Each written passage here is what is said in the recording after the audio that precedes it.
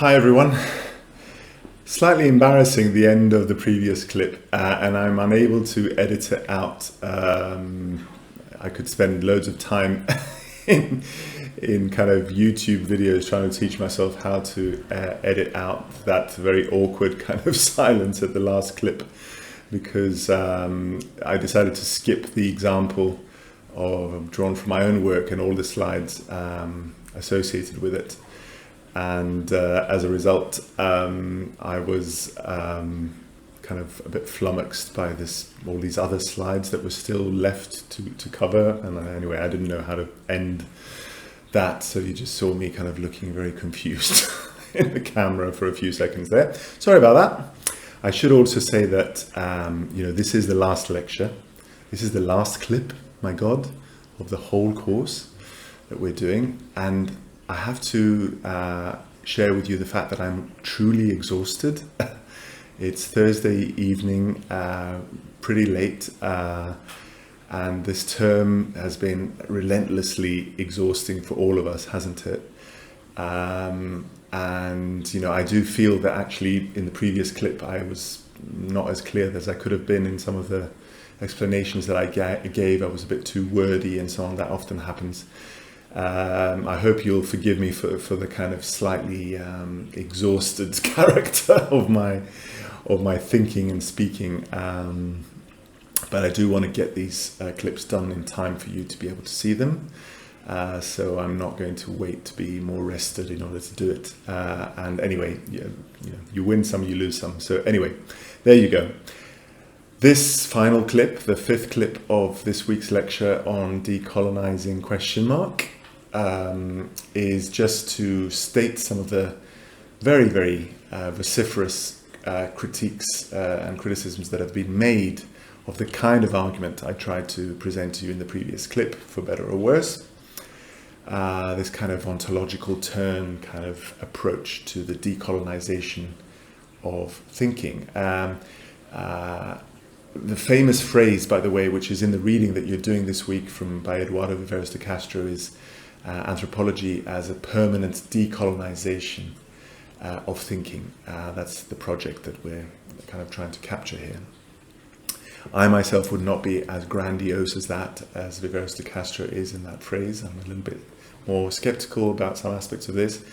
But what I really want to do in this final clip is just to state very quickly, out of the zillions of critiques that have been made of the ontological turn, I think it's one of the most criticized theoretical currents ever in anthropology, and it's not very pleasant sometimes for me, because I'm personally at the receiving end of so much of it sometimes, and I don't, it's not very pleasant to be kind of criticized sometimes very, very harshly, actually, by colleagues and students and so on. But you've got to be able to take it if you're in this field of public thinking and so on.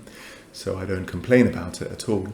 But out of all of those criticisms, I'm really just singling, and there's criticisms at all levels. I'm just going to mention the ones that pertain to the question of decolonization, because I think they're really important for you to be aware of.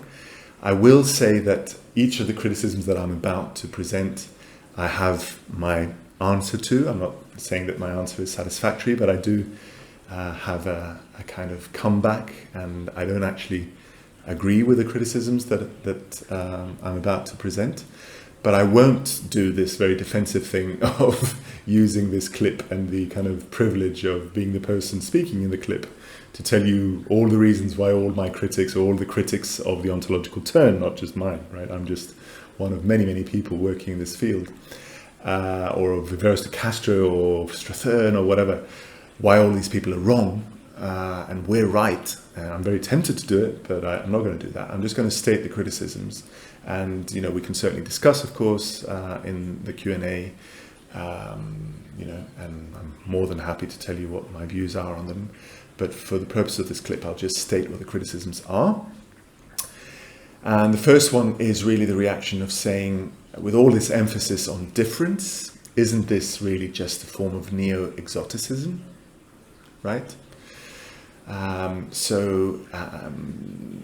The kind of argument that I presented before, for example, by Marilyn Strathern, and building on Marcel Mauss in the ways that I described, isn't this just saying that we need to completely reconceptualize the way that we think about what it is to be a person in order even to describe what's going on in the highlands of Papua New Guinea? Aren't we exaggerating the difference between Papua New Guinean people and in this case and ourselves or whoever we are, or the readers of The Gender of the Gift as a book, or Marilyn Strathern herself, or English people, British people, whatever it might be, right? I don't know at what scale. This kind of primordial sin of anthropology, of exoticizing and othering, right? Othering the people that you're studying. As we saw, this is constitutive of a kind of colonial move. So far from being decolonial, these critics would say, this kind of way of doing anthropology is actually just repeating the wrongs of colonial ways of thinking in anthropology by othering objects of study in this way, right? I should, by the way, open a bracket here and say that Marilyn Strathern would not herself see herself as a part of the ontological turn, and indeed The Gender of the Gift was written 20 years before any of this was beginning to be discussed in anthropology, right?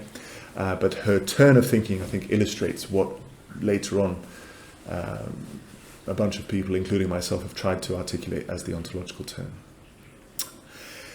So that's the first line of criticism, the kind of othering, exoticizing tendencies as critics see it of this way of thinking.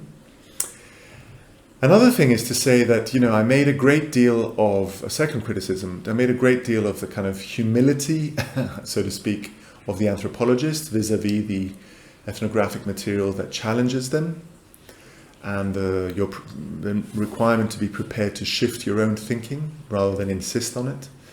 And this kind of entering into a kind of reciprocal relationship with your object of study, in which you're not just trying to explain or interpret it, but actually you're allowing it to shift you and to precipitate a movement in your own thinking. And the most basic categories of your own thinking, which I, in my own book, describe this as a form of humility, of kind of analytical humility, and I believe that. But actually, some critics say that far from being humble, this is really just another way of constituting anthropologists as supremely as supreme in the encounter with their object of study.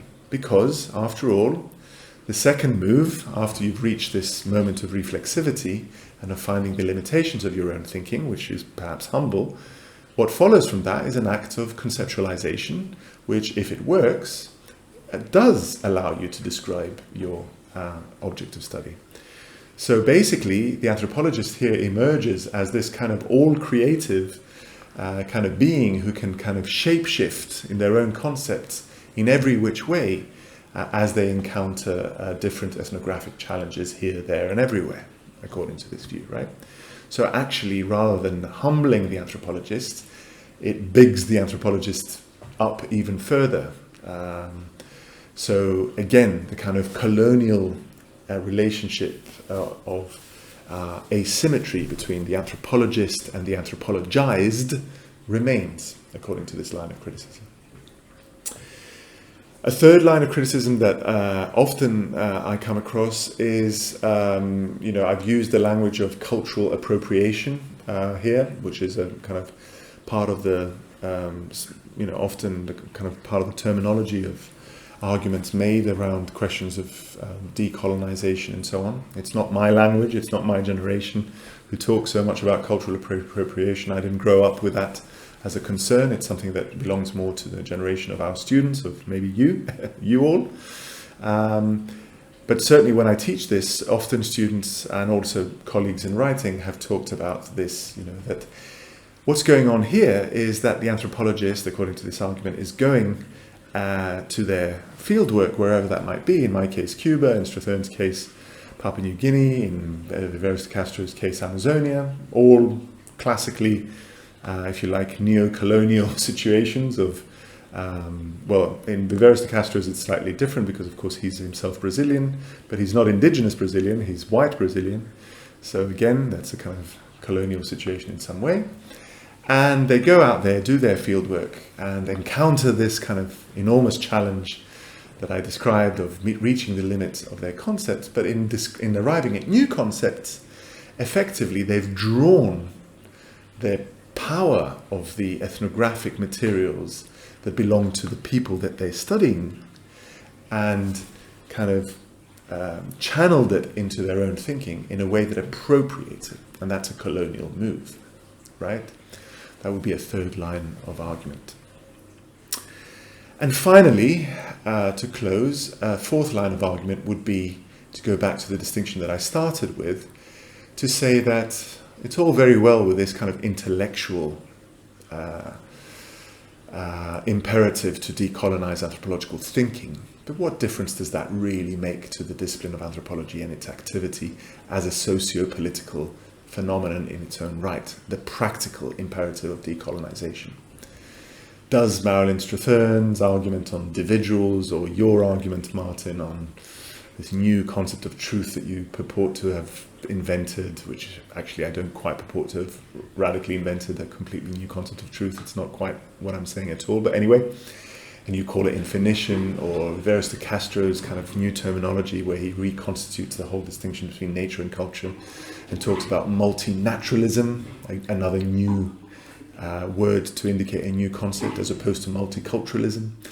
All these new concepts and so on, what difference do they actually make to anything, right? Isn't this just anthropologists playing the same old game of, being really sophisticated in their thinking and so on? And isn't the space of anthropology still completely predominantly white? Isn't it still predominantly dominated by middle class people, bourgeois people, and so on, bourgeois structures? All of these decolonizing thought kind of experiments that you're talking about, Martin and your friends, or colleagues, or whatever, they don't really make a difference to what really needs to be changed, which is the practical constitution of anthropology, of universities, of the whole project of knowledge. And in pretending that you're doing that through your decolonization of thinking, you're actually holding the much more urgent business of changing the practical arrangements up. Now, those are all criticisms that are made. They're all criticisms that I think are important. As I say, I have my own views on them, but I thought it's important for you to think about them. I think maybe I'm being, very humble in my own way and kind of giving the last word to the critics of something that I actually believe in very passionately myself. But so be it. Let me say goodbye to you all with this final clip, and tell you in doing so how incredibly much I've enjoyed doing this whole experiment in filming myself talking about all the things that I care about most. I hope you found it interesting and that you've been able to get something out of it. I apologize if I've not always been as clear as I should. It would have been the same if I was giving a lecture to you in person. I would get things wrong, get confused, get a bit hazy as I'm talking and so on. All of these things happen. They have happened while I've recorded these clips sometimes, so they've not been perfect. There are things that I'd like to redo. Maybe one day I will redo them. I don't know if I have time. But anyway, it's my best attempt, and I've really enjoyed it. And it's been a privilege actually to have this opportunity to lay these things down in this way. So I'll see you in the Q&A, and see you later.